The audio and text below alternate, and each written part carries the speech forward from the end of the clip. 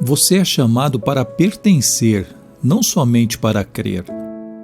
Mesmo no perfeito e imaculado ambiente do Éden, Deus disse: "Não é bom que o homem esteja só." Gênesis 2:18. Fomos criados para a vida em comunidade, moldados para o companheirismo e formados para a família. E nenhum de nós pode cumprir os propósitos de Deus sozinho e sem ajuda. A Bíblia não apresenta nenhum santo solitário ou eremita espiritual, ou seja, um crente que vivesse isolado dos outros fiéis, privados de companhia. A Bíblia diz que fomos ajuntados, reunidos, edificados juntos, tornados membros juntos, feitos herdeiros juntos, combinados, mantidos juntos e que seremos arrebatados juntos. 1 Coríntios 12:12. Você não está mais por conta própria. Embora seu relacionamento com Cristo seja pessoal, Deus nunca quis que fosse particular.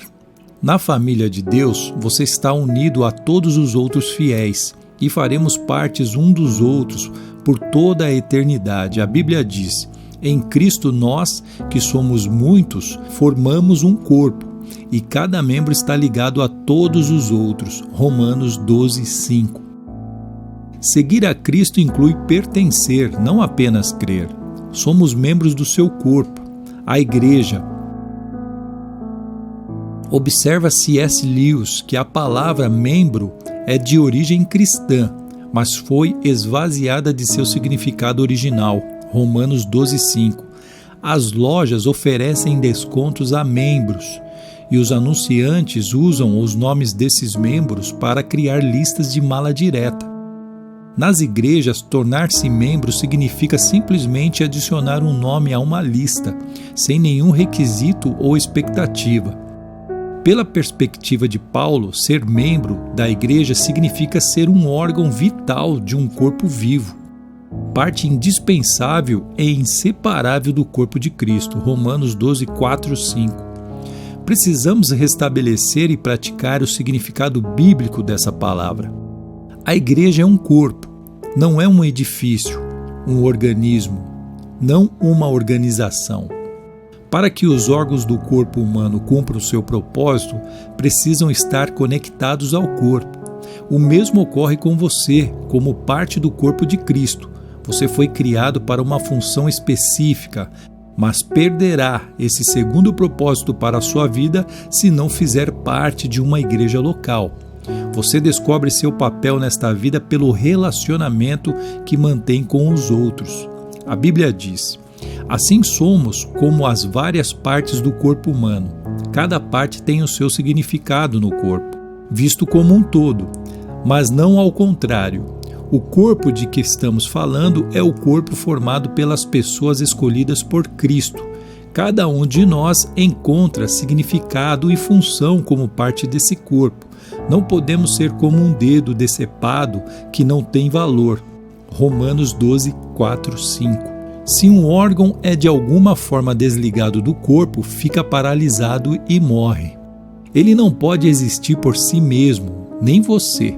Desligado e arrancado do sangue vivificante da igreja local, sua vida espiritual se enfraquecerá e logo deixará de existir. Efésios 4:16.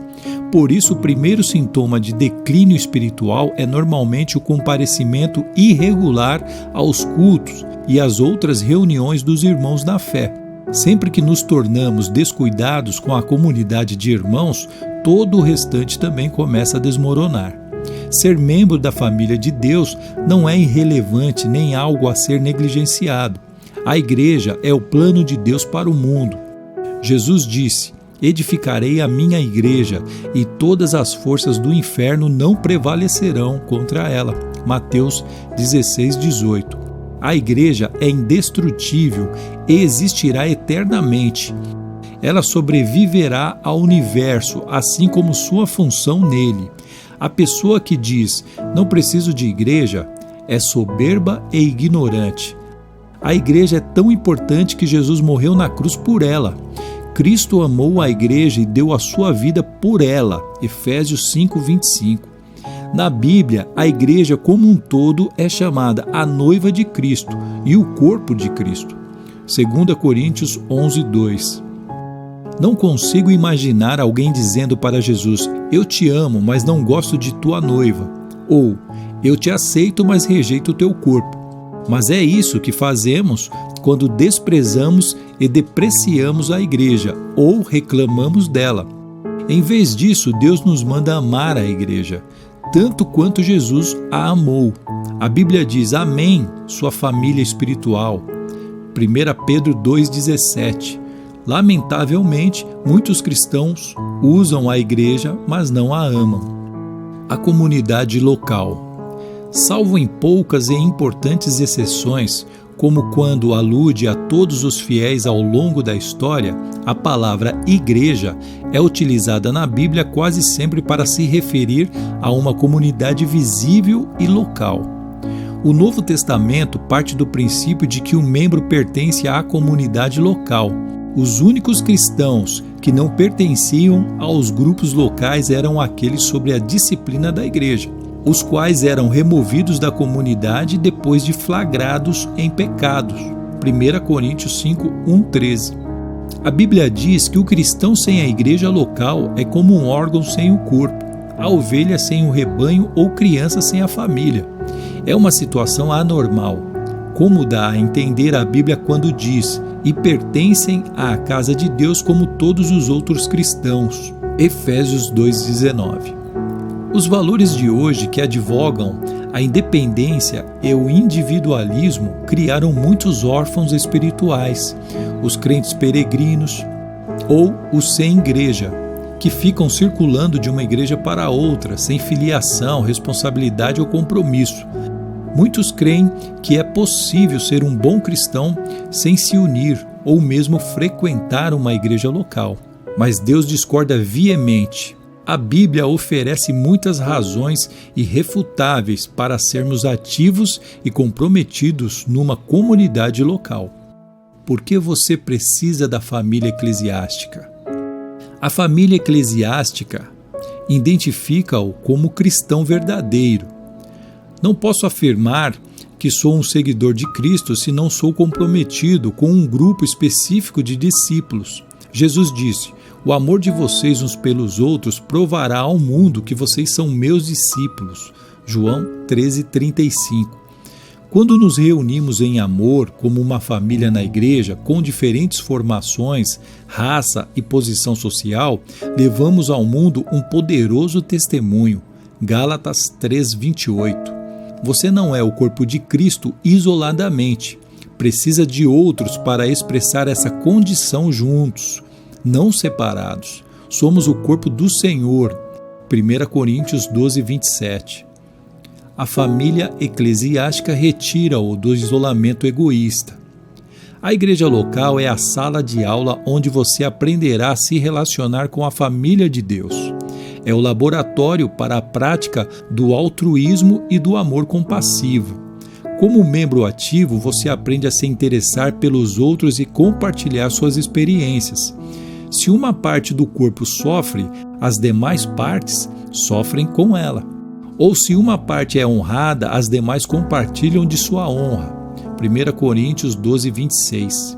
Somente pelo contato regular com fiéis comuns e imperfeitos, podemos aprender o verdadeiro companheirismo e experimentar a verdade do Novo Testamento, sermos unidos e dependentes um dos outros. Romanos 12:4-5.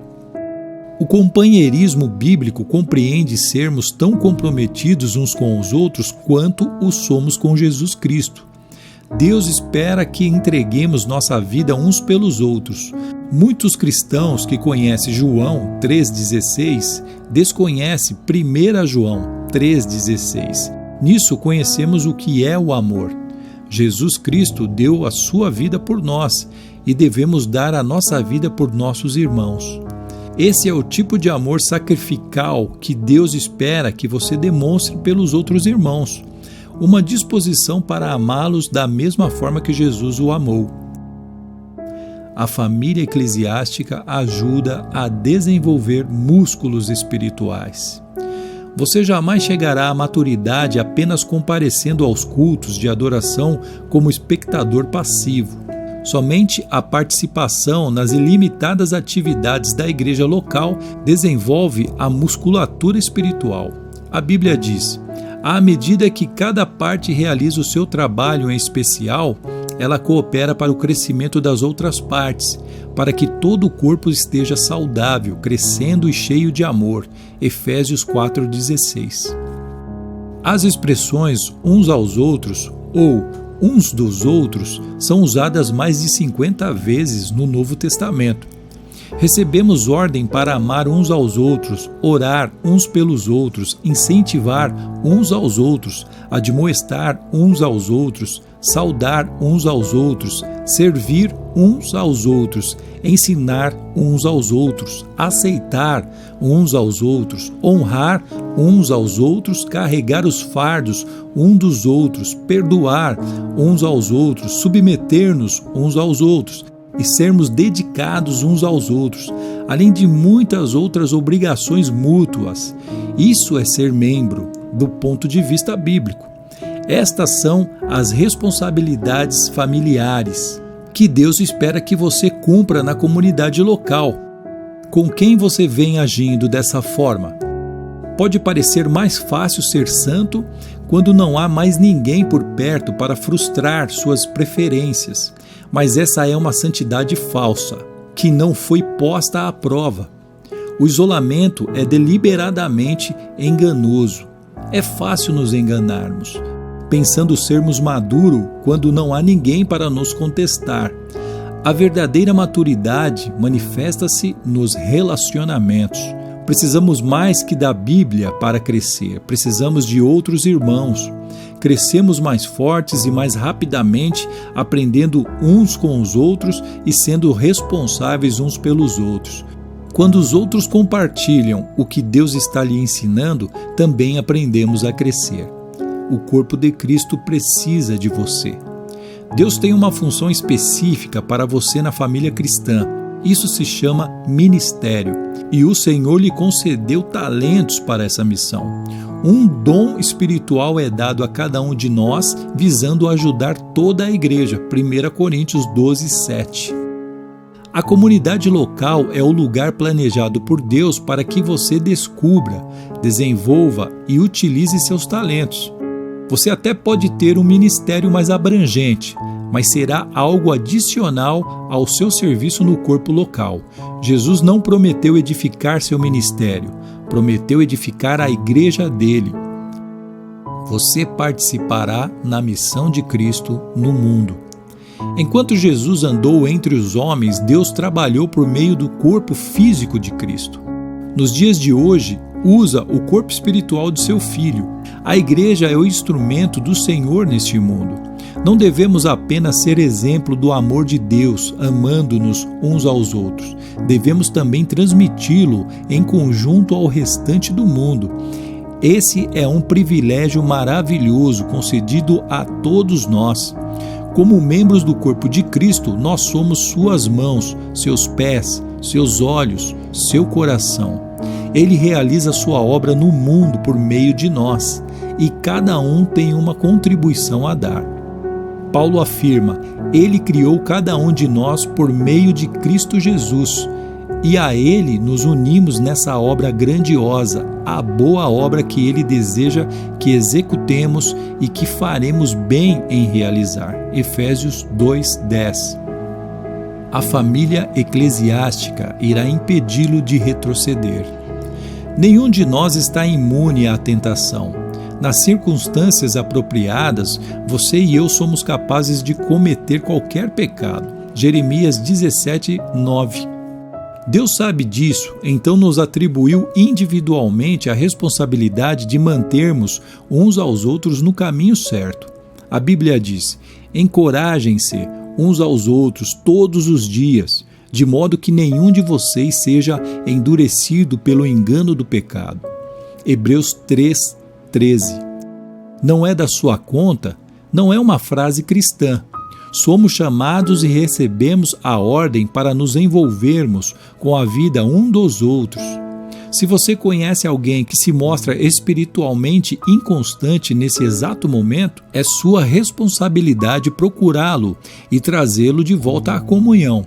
Tiago adverte: prezados amigos, se vocês conhecem alguém que se desviou da verdade, não desistam dessa pessoa.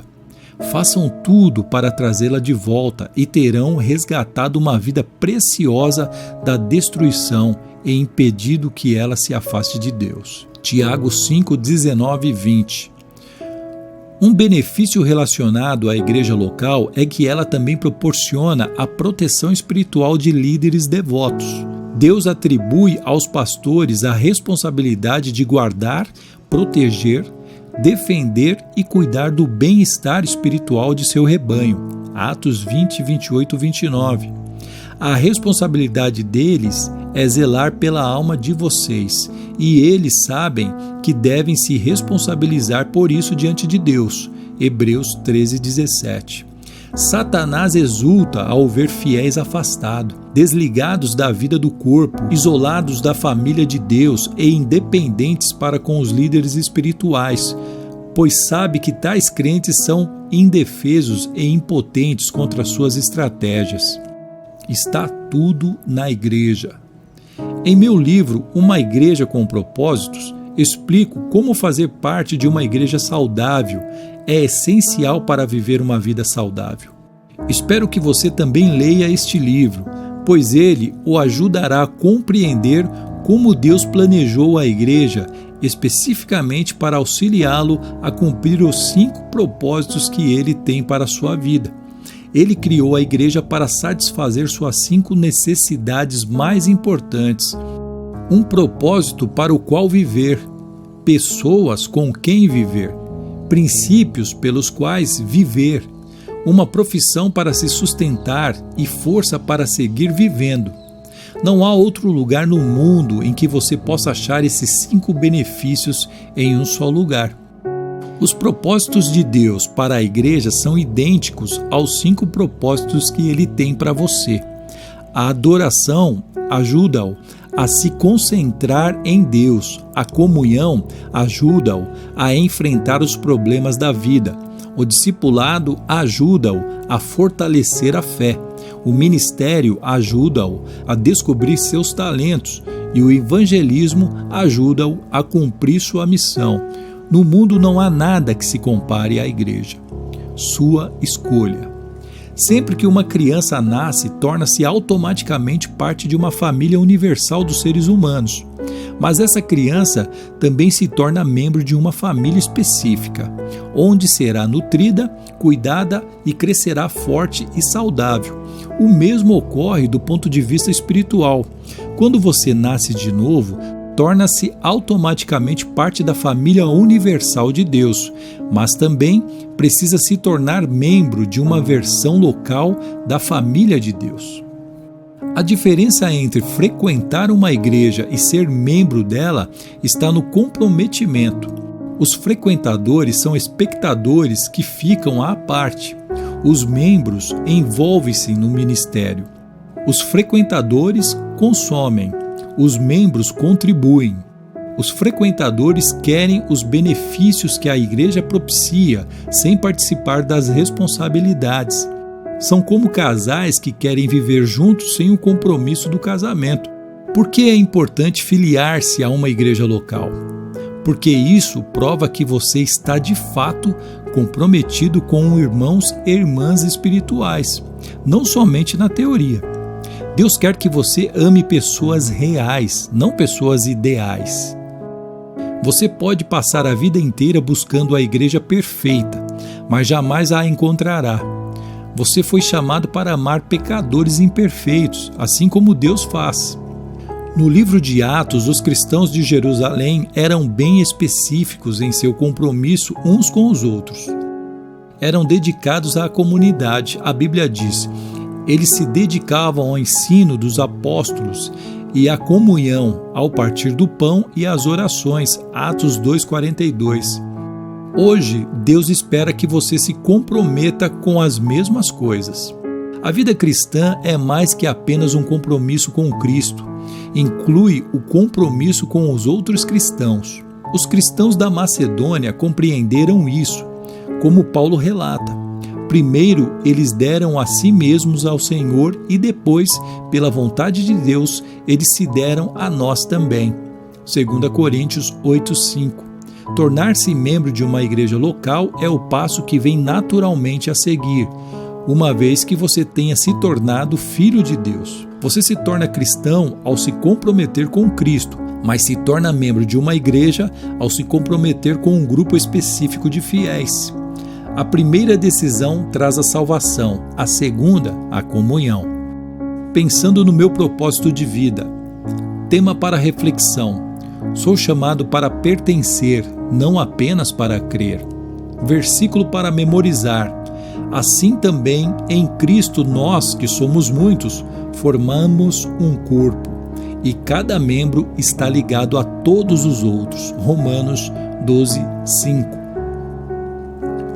Pergunta para meditar: meu nível de envolvimento em minha igreja local demonstra que amo e estou comprometido com a família de Deus? Extraído do livro Uma Vida com Propósitos, de Rick Warren. Esse foi o episódio número 17. Que Deus possa abençoar a sua vida, que Deus abençoe a sua família. Compartilhe esta palavra para que muitas outras pessoas sejam abençoadas em nome de Jesus.